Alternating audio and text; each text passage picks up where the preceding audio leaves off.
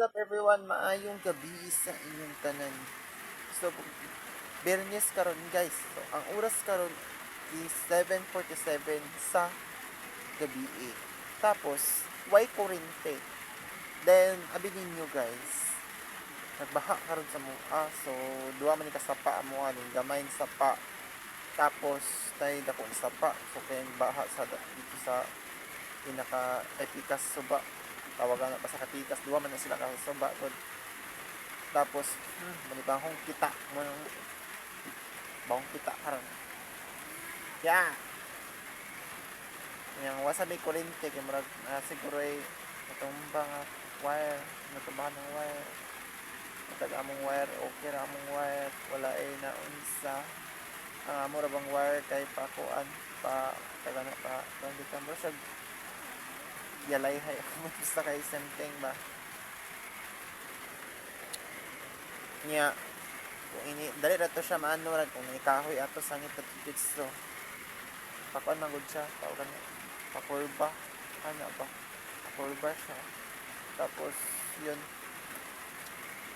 dili pareha sa among silingan nga pa straight gid siya dili siya pakurba kapag ganun din sa nga kon kaya kumakakuan ano uy guys ay mga lagi ko din makahawa din ito kung makatrabaho sad ko guys problema lang din guys magulian pa ko din kung magtrabaho ko lagi niya magbaha ba niya pagkahapon niya trabaho niya out by na mo alas 5 ana waptan kong baha muna na akong problema gyud mabuntagan absent yung pagkabuntang may duty dahil dali kung ang company kay strike tayo excuse me ba yapay lang ano na naman yung kamot kung ba't na nakaano guys basta nakakuan baka ko boarding house ano labi na kuan kay mo lagi na problema lagi kung mag-increase kuan magbaha ba para tong kuan sa una kabalo mo guys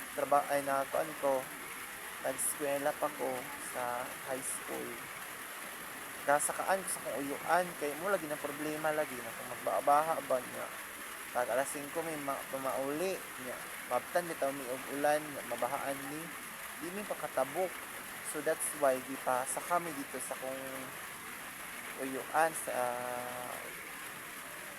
gagos parente sa kong mama so yun so mga pila ka bulan dito pag kuan na lang ting init na bitaw kanang dili na siya baha ay tawagan na dili na siya kuan guys dili na siya gabagyuha ng padulong ng summer so balik din ulian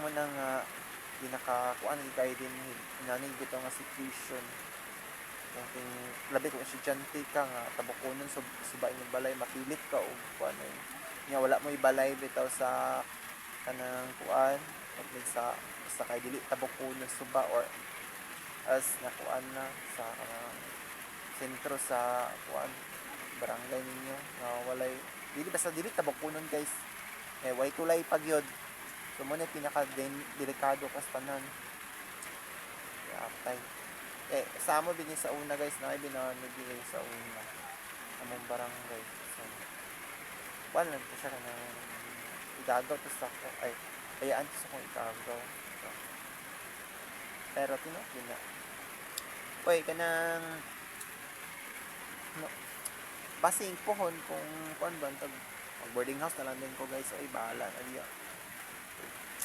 with case palayan sa Ginoo ba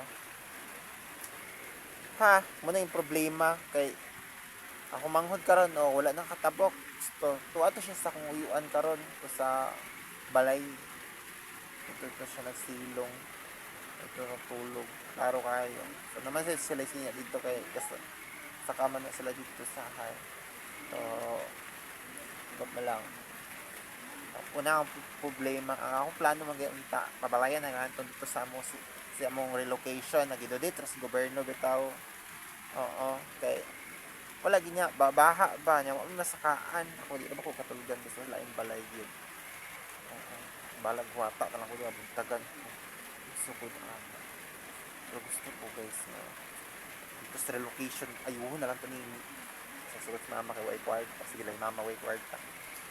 Malang matulgan lang bitaw para kuan ba. Kung in case na ibaha bitaw. Palipas panahon dito ba. Ay kanang kuan na pagabuntag uli dayon ana ba. Muna lagi na mga anod kita. Ginoo ko.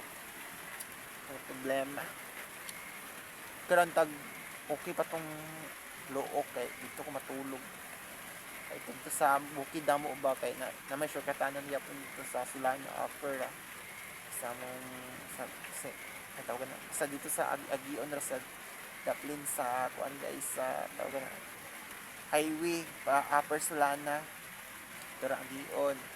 So na may payag-payag na mo dito sa bukid sa babaw sa bukid sa Sulana alagi. So dali ra man na diya. Diya may muagi so pwede ra din mo lugsong dito sa balay. Ano ra. Do man nag-agyahan. Palibot ko. Wala kay layo di dito kay patungas dito. Pero din okay tatagban din sa Pasang Sidio boundary sa Sulana. Yes, may gabi. Yun mo na siya guys. Yun ako.